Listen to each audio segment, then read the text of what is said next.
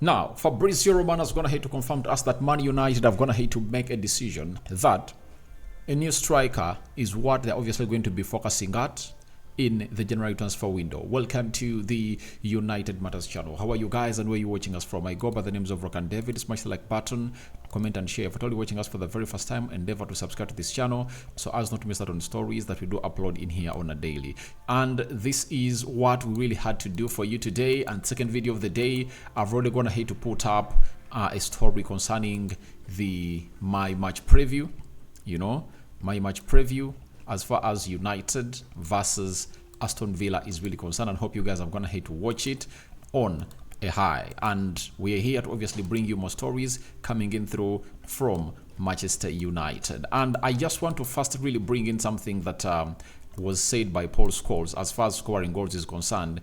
Then later we'll go on to the further discussion of why United need a striker in the summer transfer window and what my thought is about it, because I bring you a story and then I really let you know exactly what my thoughts are, because sometimes some pundits really say certain things that are not really backed with what we call evidential facts. That is it. So here I really come in with my head and I don't really get it from anywhere else. I come here with my head to obviously tell you exactly what my thoughts are about this. We also have a story coming in through from Unai Emery as we prepare to play against Manchester United. Should we really do that? All right, we are going to do Luke Shaw and Paul Scholes, plus the story broken by Fabrizio Romano that the transfer target of Man United is now a striker, the primary transfer target. And here we come to obviously talk to you, and smash the like button close to 100 times. Don't forget to obviously subscribe because we want to hit 17,000 subscribers before the end of this year, and hope you guys are going to make it happen. Merry Christmas to you all the Muslims. Barakallahu fikum. Now, after the game of West Ham, when we lost 2-0, Scholes went ahead and really said something about our goal scoring situation. So he said, the goals are a real problem. They haven't scored in 4 games and haven't really created anything. In the second half, I can't remember only one save that I can't only remember only one save the goalkeeper had to make. It can happen that one or two strikers have confidence issues and don't score, but that's the case for all of them. Scott McTominay is a top scorer, a midfielder. The strikers have to find confidence and be dangerous. Harry Kane wouldn't have scored as many goals as he has in Germany, let's put it that way, but he would have got more and created a lot of chances, as he likes to drop in them holes. So sometimes you just look at certain things and really ask yourself sometimes that I really give respect to Paul Scholes. We're not scoring goals, but we all know the reason as we're not scoring goals. One, the selfish attribute of our wide outlets. And you've seen it that in the game of West Ham, Anthony released Garnacho twice and Garnacho couldn't score. You get? And we are not creating enough chances for our number 10. So our number 9. Do you know why? Eric Ten Hag has resorted to playing Bruno Fernandes as a number 8. He plays him in the double pivot and plays Scott McTominay ahead of him. The moment you do that, you're obviously reducing your chances of obviously playing that game. So to me, it comes to my understanding that the problem is not a striker, as Paul Scholes is really saying. The problem is that builder play. Ten Hag should get this right. We should get the right players in their right positions, because if you play Scott McTominay ahead of the double pivot of Bruno Fernandes and Kobe Menu, then what do you expect? You won't get anything positive from that. It will be just very annoying that everyone will really come out and really understand that it's one of the weirdest things that you'll ever come out and really do. So I think he came out and addressed that, and it looks like United are also looking through this, that maybe they are looking in for a striker, and we've gone ahead to be told by Fabrizio Romano that Man United have decided to sign a new striker in January transfer window. United are also looking at opportunities for a new centre-back. So he has gone ahead to confirm to us that Manchester United are in search of a new striker. What does that mean? It means, one, Anton Martial's journey at Man United is coming to an end. When you resonate it with John Mata flying to Saudi Arabia, teams like Fenerbahce showing interest in Anton Martial, his career is obviously coming to an end because he's readily available and he cannot be fit. You know, he cannot really give Rasmus Højlund a very good run for that position, because if you have another striker that can obviously come in through and really score you goals, or maybe really perform better on a consistent basis, then Rasmus Højlund will obviously get another need to do a lot. And secondly, he needs a striker to learn from, you know, to really get the pressure off him. But all the pressure is on Rasmus Højlund, and everyone is really blaming him for having not again to score any goal in the Premier League. That is Rasmus Højlund for you. So all we need is another striker, and I'm 100% backing that, because we can't play with Rasmus Højlund. That is it. Alone, we can't play, because what if he gets an injury that is a season-ending injury? What are we gonna do? You know, we can't risk ourselves like we did last season, because last season we went ahead to obviously risk ourselves, and you saw what happened there. That risk was really deadly, and you wouldn't like us to go that way. But the first choice target is Guirassy. Guirassy has gone ahead to score his 17th. He scored his 17th goal, I think, last weekend. He scored his last weekend, but he scored his 17th goal of the Bundesliga. He's really on fire. 27 years of age, and I know why United are going in for him. It's because he's cheap, you know. At 17.5 million euros, that is like 15 million pounds. That's what United need to obviously buy this player. And to me, I would obviously get him in, because he'll offer us something different. You know, the height, you know, and the confidence is going to have to build down in which team he plays for? Frankfurt. He plays for Frankfurt, right? Guirassy. So when you look at Guirassy, Guirassy plays for Stuttgart. He plays for Stuttgart, and he has gone ahead to score 17 goals in 14 matches. 27 years of age. This is his breakout season, and people have gone ahead to say, why would you go in for a striker who has gone ahead to only score that? Who has only gone ahead to have just half of a decent season ever since has been playing the game of football?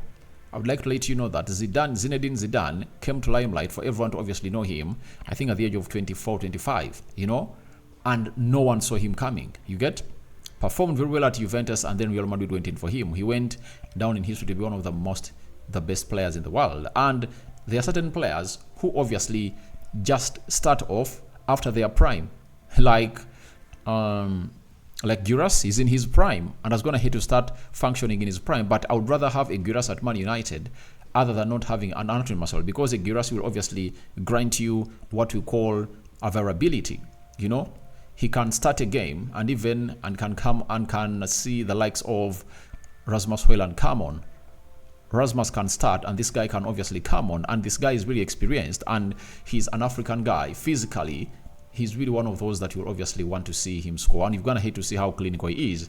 And with his experience, he makes better runs than Rasmus Højlund. You know, he makes better runs. You know, his hold-up play, his play with his back to goal or with his face to goal is really decent, and there is no way you obviously come out and not really say something. So to me, I see him as a vanguard at Man United to obviously create something new in front of that line. And 15 million pounds is really a very good price for this guy. You know, let him come in through. And for Erik ten Hag, he has always wanted 3 strikers. Now, in that occasion, if you're having one, Guirassy and Rasmus Højlund, you can obviously get in one who is really versatile, that can play as a left forward, central, attacking midfielder, or a right attacking midfielder. So that will be a very perfect plan for the club of Manchester United. And for me, I'm really giving them a go to obviously get in a striker, because sometimes you need a striker who is really going to be a variable, but a variability of Anton Martial is really questionable. So to me, I want him at Man United. But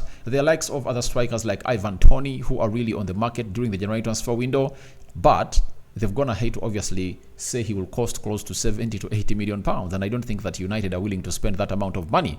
Yet they've gone ahead to let you know that they also need a centre back. And for the centre back solution, we all know that Todibo was one of those artist. So was one of those players that Erik ten Hag is going to hate to want for a very, very long time. And there is no way he's not obviously going to come in through and obviously not get him, because the team that he plays for, its owner is now having a 25% minority stake.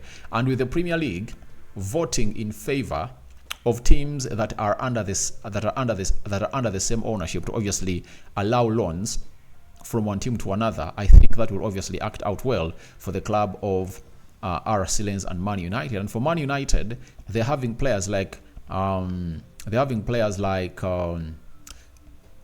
They can obviously get him on a long season, on that half-season loan to maybe to RC Lens, to Nice, and then Todibo crosses this side. It's all possible, you know. So that's the beauty of really having that. But it might cost us at a certain point as far as qualifying for the Champions League is concerned. But for the central defender, it's really something that's going to come on very, very easy. Very, very easy, because Erik ten Hag wants Todibo, and now Todibo plays for the team owned by Sir Jim Ratcliffe. That means Sir Jim Ratcliffe will obviously make it easy for the club of Manchester United. And I think if we bring in Todibo, it will be a different scenario altogether. Would have gone ahead to increase what we call the security in our backline. And you bring Todibo, an injury-free player, and you partner him with the likes of Varane or the likes of Lisandro Martinez.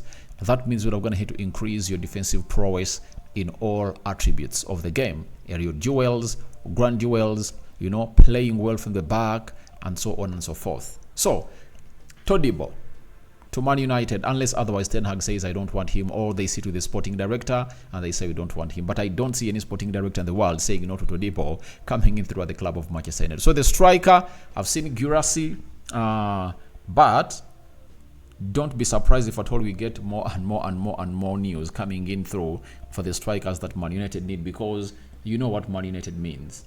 United can be linked to any striker. You know that very, very well. So he's the priority target. It's gonna be a striker. And for the defensive side, I think if at all we get Harry Maguire is back, Varane is back, Lisandro Martinez is back, Evans back, Lindelof back, I think Ten Hag might not decide to bring in a new centre back, depending on what situation is, because we look at how Kambuala is going to have to obviously play his debut for the club of Man United.